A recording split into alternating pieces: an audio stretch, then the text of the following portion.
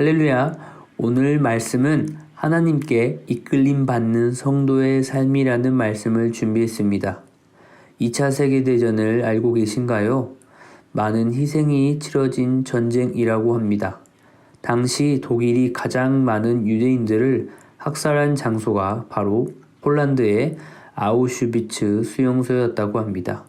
세월이 흘러 연합군의 승리로 2차 세계대전의 종지부를 찍고 연합군 병사들이 아우슈비츠 수용소를 살피던 중 벽에 새긴 글귀를 발견했습니다. 하나님, 지금 어디에 계십니까? 무슨 말일까요? 이 고난의 시간에 하나님께서 지금 어디에 계시냐는 하나님을 향한 피맺힌 절규의 외침이었습니다. 그런데 놀라운 것은 그 질문 근처에 또 다른 사람의 글귀가 벽에 새겨져 있었다고 합니다. 하나님은 지금 이곳에 계십니다. 여러분, 이해할 수 없는 고난의 자리에 하나님께서 지금 이곳에 나와 함께 계신다는 이 고백이 진정한 믿음의 고백이 아닐까 하는 마음이 듭니다. 이해할 수 없는 고난의 자리에 나를 사랑하시는 하나님이 나와 함께 고난의 자리에 계신다는 것을 고백하는 것이 참 믿음이 아닐까 하는 마음이 듭니다. 그리고 또 다른 글귀가 벽에 쓰여져 있었다고 합니다.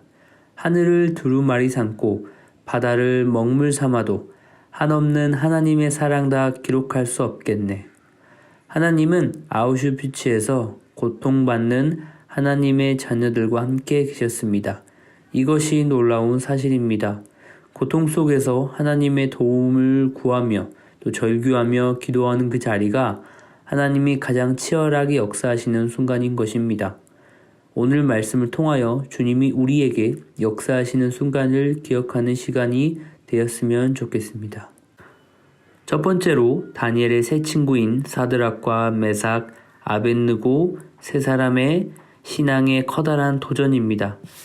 이 세 명의 친구들에게 하나님이 아닌 다른 우상신에게 절을 해야 하는 일이 생겼습니다. 바벨론의 느부갓네살 왕은 두라평지에 커다란 신상을 만들었습니다. 높이는 60규빗, 너비는 6규빗, 곧 높이는 30m, 너비는 3m 정도 되는 금으로 만든 신상을 만든 것입니다. 바벨론 왕이 이러한 금신상을 만든 이유는 자신의 위대함을 드러내기 위한 것입니다. 자신은 이렇게 엄청난 신상을 만들 정도로 대단한 존재라는 것입니다. 그뿐만 아니라 느부갓네살 왕은 바벨론 통치에 있는 사람들에게 명령하기를 정해진 시간에 악기 연주가 들려오면 이 금신상을 향해서 절을 하라고 했습니다. 그리고 만약 절을 하지 않으면 그 사람 맹렬히 타는 풀무불, 곧 불아궁이 한가운데 던져질 것이라고 했습니다. 느부갓네살 왕이 금신상에 절하는 것을 그토록 강요하는 것은 이유가 있습니다. 그 금신상을 향해서 절하는 것은 곧 그것을 만든 자신에 대해서 절하는 것이고 자신을 신과 같이 높이고 충성함을 의미하기 때문입니다. 이러한 느부갓네살 왕의 명령은 바벨론 사람들에게는 아무런 문제가 안 됩니다. 왜냐하면 바벨론 사람들의 종교는 혼합적이기 때문이었습니다. 하나의 신만을 섬기는 것이 아니라 자신에게 복을 줄 것 같은 신들이라면 모두 섬기는 것입니다. 자신이 생각하기에 다른 신들보다 강력하다고 생각하는 것들은 신들을 여러 섬기는 것은 일반적인 상황이었습니다. 그런데 문제는 여호와 하나님을 섬기는 유다 사람들입니다. 이 세상의 참신은 여호와 하나님 한 분밖에 안 계심을 알기에 사람이 만든 거짓 우상에게는 절을 할 수가 없는 것입니다. 이것은 신앙의 커다란 도전을 말해주고 있습니다. 하나님만이 천지를 만드시고 우리의 모든 생사화복을 주장하시는 유일한 참 신임을 믿고 살아가고 있는지 아니면 바벨론 사람들과 같이 하나님도 다른 우상과 같은 여러 신들 중에 하나라고 여기면서 살아가고 있는지에 대해서 명확히 하라고 하는 하나님의 도전과도 같은 것입니다.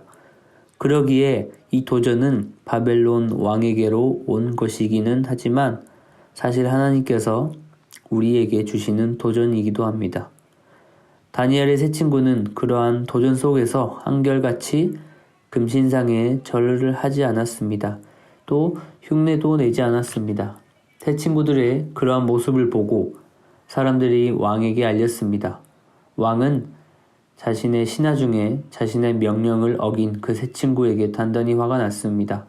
그래도 그들에게 기회를 줍니다. 음악이 들려올 때에 신상 앞에 절을 한다면 불뭇불에 던지지는 않겠다고 합니다. 그러면서 묻는 것이 능히 너희를 내 손에서 건져낼 신이 누구이겠느냐라고 그들을 회유합니다. 하지만 이 세 친구들은 왕의 회유를 거절합니다. 그러면서 말합니다. 오늘 본문인 3장 17절입니다. 왕이여 우리가 섬기는 하나님이 계신다면 우리를 맹렬히 타는 풀무불 가운데서 능히 건져내시겠고 왕의 손에서도 건져내시리이다. 그렇게 아니하실지라도 왕이여 우리가 왕의 신하들을 섬기지도 아니하고 왕이 세우신 금신상에게 절하지도 아니할 줄을 아옵소서라고 단호하게 말합니다. 다니엘의 세 친구는 느부갓네살 왕 앞에서 하나님에 대한 자신들의 믿음의 고백을 합니다. 그리고 그들은 그 믿음을 가지고 풀무불에 들어가게 됩니다. 두 번째입니다. 다니엘의 세 친구가 이렇게 담대하게 불 속으로 들어갈 수 있었던 것은 하나님에 대한 확실한 믿음이 있었기 때문입니다. 이 믿음은 하나님보다 더 좋은 것들의 유혹과 시험을 이기는 믿음이었습니다. 그 세 친구들이 가지고 있는 믿음은 이렇습니다. 먼저 하나님의 전능하신 능력을 믿는 믿음입니다. 세 친구들은 느부갓네살 왕에게 하나님께서 맹렬하게 타는 불뭇불 가운데에서 능히 건져내시겠고 왕의 손에서도 건져내시리라고 담대하게 말합니다. 세 친구들은 자신들의 생명이 왕에게 달려있는 것이 아니라 하나님께 달려있고 하나님께서는 어떠한 상황 가운데서도 자신들을 구원하실 능력이 있으심을 확실히 믿었던 것입니다. 하나님은 우리의 몸과 영혼을 죽이기도 하시고 살리기도 하시는 절대적인 능력을 가진 분이십니다. 또한 어떠한 환난과 죽음으로부터 구하시는 능력이 있으신 줄로 믿습니다. 저와 여러분들이 가져야 할 믿음은 하나님이 우리의 주권자이시고 하나님이 원하시는 선하신 뜻에 따라서 그 능력을 사용하신다는 것을 우리가 믿는 우리 모두가 되었으면 좋겠습니다. 세 번째입니다. 이러한 믿음은 하나님 보시기에 훌륭한 믿음이었지만 이러한 믿음으로 살아갈 때 우리에게는 많은 환난들이 있게 마련입니다. 결국 세 친구들은 그 믿음으로 인해서 왕에게 더욱 노여움을 사고 몸이 노끈에 묶여서 풀무불에 던져지게 됩니다. 왕이 얼마나 불을 뜨겁게 했는지 세 친구를 풀무불에 던졌던 신하가 불에 타 죽을 정도였습니다. 그런데 세 친구가 풀무불에 던져지는 모습을 보고 있던 느부갓네살 왕이 놀라서 급히 일어났다고 했습니다. 왜냐하면 풀무불 속에 던져진 세 사람이 불에 타서 없어진 것이 아니라 그 안에 그대로 머물러 있고 또한 세 사람이 던져졌는데 그 안에는 네 사람이 있었던 것입니다. 이 모습을 보면서 느부갓네살은 이렇게 말합니다.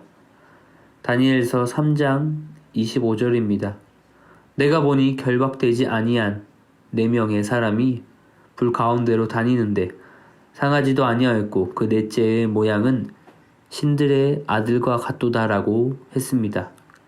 하나님은 하나님의 절대적인 주권과 능력을 믿고 불 속으로 들어간 세 사람을 그냥 두지 않으시고 그의 강하신 능력으로 그들을 불 가운데서 구해 주신 줄로 믿습니다. 더군다나 풀무불 가운데 하나님의 임재를 보여주심으로 세 친구들은 불과 같은 시험 가운데 하나님의 임재를 경험할 수 있었고 하나님을 알지 못하던 느부갓네살 왕에게 하나님의 능력과 주권을 보여주셨던 것입니다. 이같이 하나님은 모든 것이 가능한 분이라는 믿음이 우리에게 있게 되면 혹 자신이 원하는 대로 되지 않아도 흔들림 없이 끝까지 예수님을 믿고 따를 수 있게 되는 것입니다. 결국 다니엘의 세 친구들은 느부갓네살 왕이 만든 신상에게 절하지 않음으로 인해서 평소보다 7배나 더 뜨거운 풀무불 속에 던져지게 되었지만, 그러나 그것에 대한 결과는 사망이 아니라 오히려 어느 곳 하나 그슬리지 않고 불탄 냄새도 없이 살았다는 것입니다. 이 일을 경험한 왕은 말합니다. 이들의 하나님을 찬송할지로다. 그리고 이같이 사람을 구원할 다른 신은 없다라고 말하면서 하나님께 경솔히 말하는 자가 있거든 그 사람의 집을 멸할 것이라고 선포합니다. 하나님께서 성도들에게 원하시는 믿음은 하나님의 능력을 믿는 믿음입니다. 그리고 그 능력이 또한 하나님의 절대적인 주권 가운데 있음을 믿는 믿음을 말하고 있습니다. 기독교 역사 가운데 다니엘의 세 친구와 비슷한 경험을 한 사람이 나옵니다. 제가 한 인물을 찾아보았는데 폭스의 기독교 순교자들에 나오는 인물 중에 바로 폴리캅이라는 주교입니다. 폴리캅은 사도 요한의 제자였고 후에는 서머나 교회의 주교였는데 화형을 당해 불에 타 죽습니다. 폴리캅 주교는 순교를 당하기 전에 꿈을 꾸었습니다. 자기 머리 밑에 베개가 불타는 환상을 본 것입니다. 그리고 제자들에게 말하기를 나는 산채로 불에 타 죽을 것이다 라고 예언하고 그때를 준비하고 있었습니다. 그러던 155년 2월에 서머나에 운동 경기가 열려서 많은 사람들이 경기장에 모여 있었습니다. 그런데 운동 경기로 흥분한 사람들이 갑자기 폴리캅을 잡으라고 소리를 지르기 시작합니다. 그리고 폴리캅은 사람들이 모여있는 경기장으로 끌려 나옵니다. 그리고 잡혀온 폴리캅을 보고 총독이 묻습니다. 그리스도의 이름을 저주하고 가이사에게 제사를 드리던지 아니면 죽음을 택하라. 이에 폴리캅 주교는 단호하게 답합니다. 지난 86년 동안 나는 그리스도를 섬겨왔는데 그동안 주님은 단 한 번도 나를 섭섭하게 하지 않았소. 그런데 내 어찌 주님께로 갈 나이가 다 되어서 나를 구속해 주신 내 왕을 모욕하겠소. 이 말을 들은 총독은 다시 위협합니다. 당신은 불에 타 죽게 될 것이다. 폴리캅은 말합니다. 당신은 잠시 타다가 곧 꺼져버리는 불로 나를 위협하지만 이는 당신이 장차 다가올 심판날에 있을 악인을 기다리는 영원한 형벌의 불을 알지 못하기 때문이요. 무엇 때문에 지체하시오. 어서 당신이 원하는 대로 하시오.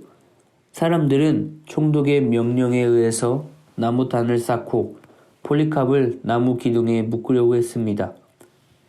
그때 폴리캅은 말했습니다. 날 묶지 않아도 이 불 속에서 견뎌낼 힘을 주실 그분이 불길 속에서 나로 하여금 조금도 움직이지 않고 남아있게 하실 것이요. 그리고 폴리캅은 불에 타서 순교를 하게 됩니다. 다니엘 세 친구는 풀무불 속에서 건짐을 받았지만 폴리캅은 그 불구덩이 속에서 순교를 당하게 됩니다. 하지만 그들에게는 하나님의 능력과 주권을 믿는 믿음이 있었고 살던지 죽던지 간에 그들과 함께 하시는 하나님의 임재가 있음을 믿었던 것입니다. 말씀을 정리하겠습니다. 우리는 하나님 외에 현혹되지 않는 믿음, 하나님의 절대적인 능력을 믿는 사람입니다. 우리 가운데 느부갓네살 왕과 같은 절대 권력자와 같은 존재가 나타난다 할지라도 우리를 어떠한 권세 가운데서도 구원해 주실 분은 여호와 하나님밖에 안 계실 줄로 믿습니다. 또한 우리가 가져야 할 믿음은 하나님께 절대적인 주권이 있음을 믿는 믿음입니다. 세 친구가 느부갓네살 왕에게 말했듯이 하나님이 그렇게 하지 않으신다 할지라도 하나님은 이 세상을 주장하시는 주권자임을 믿고 설령 우리가 기대하고 바라는 대로 이루어지지 않는다고 할지라도 우리의 육신과 영혼을 내어 맡기고 그분의 선하신 뜻에 순종하는 삶을 살아야 할 줄로 믿습니다. 누가복음 22장 41절에서 42절 말씀입니다.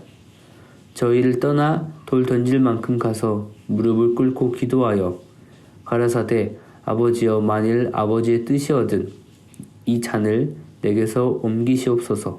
그러나 내 원대로 마옵시고 아버지의 원대로 되기를 원하나이다.